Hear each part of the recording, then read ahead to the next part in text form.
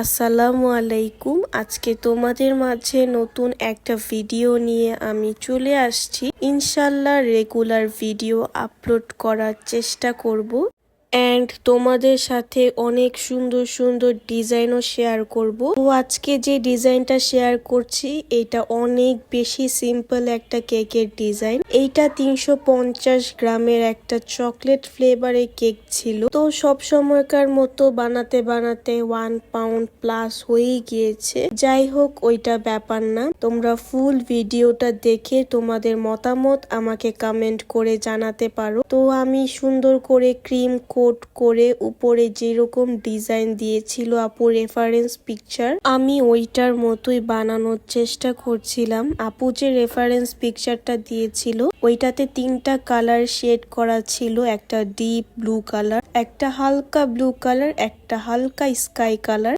এরকম 3টা type colour mixed করে বানানো হয়েছিল। তো আমিও ওইরকম ভাবে 3টা কালার মিক্সড করে নিয়েছি। তো আমার শেড করা শেষ অ্যান্ড এটা সাইডে গোল্ডেন এক ডাস্ট কালার দিয়ে আমি এই পাইপিংটা বানিয়েছি। এইটা খুবই সাবধানে করতে হবে কারণ কিছু থেকে কিছু হয়ে গেলে একদমই নষ্ট হয়ে যাবে। তো আমি সম্পূর্ণ পাইপিংটা দিয়ে অফ ক্যামেরায় গোল্ডেন ডাস্ট দিয়ে নামটা লিখেছি অ্যান্ড একটা হার্ডও ছিল গোল্ডেন কালার। তো ফুল কেকটা কেমন হয়েছে কমেন্ট করে জানাবে।